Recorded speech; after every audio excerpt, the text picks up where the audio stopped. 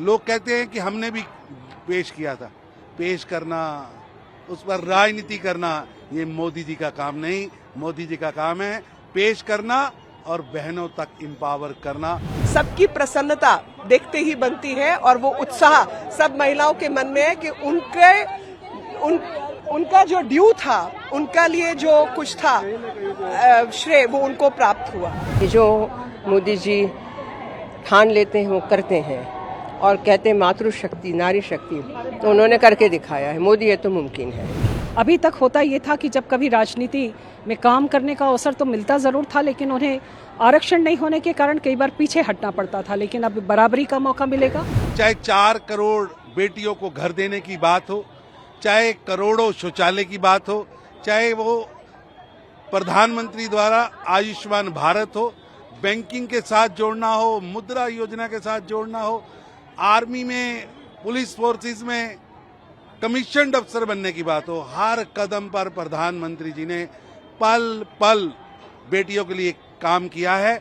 और अब ये एक मास्टर स्ट्रोक देश की 70 करोड़ बेटियों को एम्पावर्ड करने का काम मोदी जी ने करके एक भगीरथ कार्य किया है।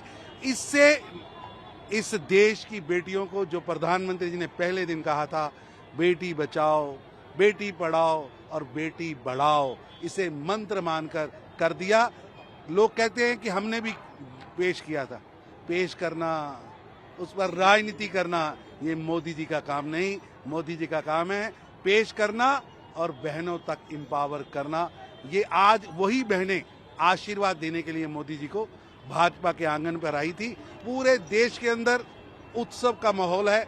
70 करोड़ भारत की बेटियां सड़कों पर उतरी हैं। मोदी जी धन्यवाद। मोदी जी आपको हमारा आशीर्वाद। मुझे सबसे अच्छा लगा कि आपके चेहरे पे भी गुलाल है और वो गुलाल दर्शाता है कि सब महिलाएं, चाहे राजनीति में हो, चाहे जर्नलिज्म में हो, चाहे डॉक्टर हो, इंजीनियर हो, गृहिणी हो, सबकी प्रसन्नता देखते ही बनती है और वो उत्साह सब महिलाओं के मन में है कि उनका जो ड्यू था, उनका लिए जो कुछ था श्रेय, वो उनको प्राप्त हुआ। कहना वैसे बहुत कुछ है और जो कहना है वो कह नहीं पा रहे हैं, क्योंकि मन दिल सब इतना भरा हुआ है। धन्यवाद का भाव है, अभिनंदन का और एक अद्भुतता का भाव है कि जो मोदी जी ठान लेते हैं वो करते हैं और कहते हैं मातृशक्ति, नारी शक्ति, तो उन्होंने करके दिखाया है। मोदी है तो मुमकिन है। वर्षों से जो लंबित पड़ा था, सोचा नहीं था किसी ने, और हमारी विपक्ष की पार्टियां तो बारंबार निरुत्साह कर रही थी, नहीं होगा, कैसे होगा, क्यों होगा। अब देखिए आप। उम्मीद है जल्दी ये बिल कानून के तरफ रूप में होगा। और हाँ, वो जिस तरीके से संविधान के अनुसार मोदी जी हमेशा चलते हैं, तो उसके अनुसार उन्होंने समझा दिया है कि होने वाला है। प्रक्रिया चालू है। बहुत सारे लोग सवाल भी खड़े करें कि डिले हुआ है इतने दिन क्यों, इस तरह 1-2 लोगों ने विरोध भी किया। नहीं, वो तो देखिए प्रकृति है हमारे यहाँ। विरोध करो, विवाद करो, शंका जाहिर करो, अच्छा है, डेमोक्रेसी में होना चाहिए। ये एक ऐतिहासिक पल है। ऐतिहासिक पल में देश के प्रधानमंत्री जी ने, जिसके साक्षी हम स्वयं हैं, और नारी शक्ति उसकी साक्षी बनी पूरे देश भर की महिलाएं जिस बात को देखती थी, उन्होंने विधानसभा और लोकसभा में प्रतिनिधित्व करने का अवसर देने की शुरुआत करी है।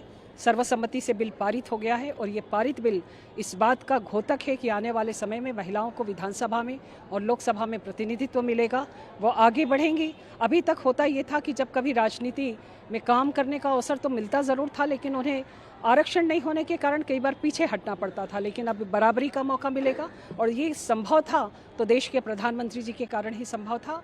और उसके मेरा ख्याल है पूरे देश की नारी शक्ति आज इस बात के लिए ही प्रधानमंत्री जी का अभिवादन कर रही है, उनको आशीर्वाद दे रही है।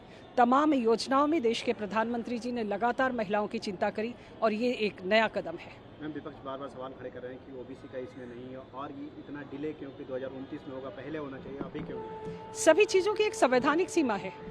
जो राजनीतिक दल इसको विरोध कर रहे हैं, उन्हें इस बात को पता है कि संवैधानिक प्रक्रियाओं के तहत ही आप आरक्षण को लागू कर सकते हैं। ये बात वो जानते हैं, लेकिन इस पर वो राजनीति करने की बात क्यों करते हैं? अगर हम प्रक्रिया के तहत नहीं लाएंगे तो वो विषय लागू नहीं हो पाता है। तमाम चीज़ों पर प्रक्रिया होना, जनगणना होना, जनगणना के बाद परिसीमन होना, महिलाओं को उसके बाद मौका मिलना, तो एक प्रक्रिया को पूरा करेंगे। उस प्रक्रिया में इतना समय लगेगा। हमने ये नहीं कहा कि हम तुरंत अभी और आज ही करेंगे। हमने इस पूरी प्रक्रिया का पालन करने के बाद हम करेंगे। हमने ये साफ और स्पष्ट बताया। अगर हमारी मंशा लाभ लेने की होती है या हम उसको राजनीतिक मुद्दा बनाते तो हम तत्काल लागू करते, लेकिन ये नहीं किया, क्योंकि दोनों सदनों में हमारा समर्थन था, हमारे पास लोग थे, हमारे संख्या बल हमारे साथ थी। मैम, आप चुनावी राज्य से भी आते हैं जहाँ छत्तीसगढ़ में अभी चुनाव आने वाले दिनों में होना है, लेकिन विपक्ष कह रहा है कि ये जुमला है सिर्फ चुनावी राज्यों में फ़ायदा लेने के लिए। मुझे नहीं लगता कि जुमला है, और विपक्षी पार्टी को, कांग्रेस पार्टी को विशेष तौर पर कहीं पर आरोप लगाने का कोई नैतिक अधिकार नहीं है, ऐसा मैं मानती हूँ।